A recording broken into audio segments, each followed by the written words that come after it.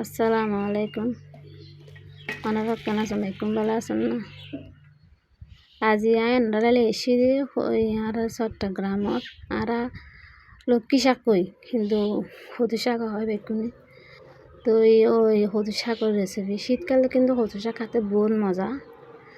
অনেক কিছু দিয়ে রান্না করলেই বহুত মজা। শীতকালে কিন্তু সব করা মানে পাওয়া যায়।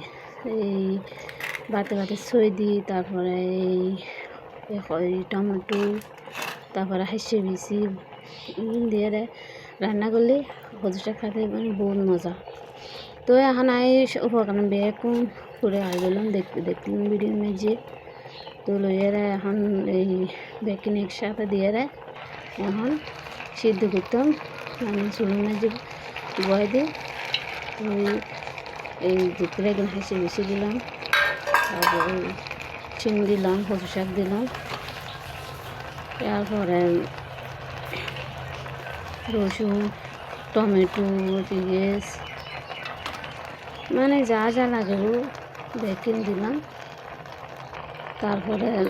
তারপর দিলাম কিন্তু দিলাম এই মরিচ হলুদ মরিচ নদী মশলাগুলো দিয়ে আর লবণ দিয়ে একটু হলুদ কালারও সুন্দর হবে। তারপর বেকিং দিয়ে ডাকি দেবার পরে তারপর কিছুক্ষণ অপেক্ষা করি এরপরে মানে কিছু একটু করে গুঁড়ি দিলাম। গুঁড়ি দেওয়ার পরে তারপর গুঁড়ি আবার ডাকে দিলাম।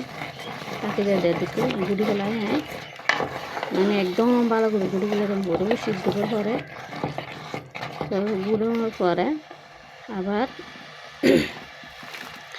একান হরিয়ান মেজি মানে তেল দিলাম, এর কিছু রসুন দিলাম। রসুন দিয়ে আমার বারকার দেবার লাই রসুন ভালো করে মানে এই যদি একটু ফোড়া করলে মানে খুব ভালো লাগে।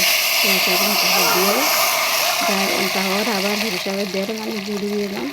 গুঁড়ি দিয়ে তারপরে চুলোর মধ্যে আবার বয়া দিলাম। বয়া দেবার পরে একটু মানে আবার গুঁড়ি দিলাম।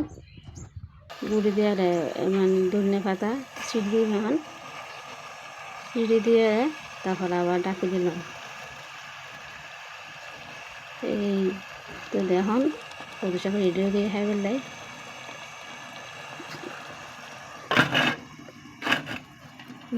আবার ডাকি রাখলাম কিছুক্ষণ দেখলে পর দেখুন দেখতে কিন্তু অসাধারণ হয়, খুব মজাই। আপনারা যদি এরকম করে রান্না করেন বুঝবেন কত মজাই।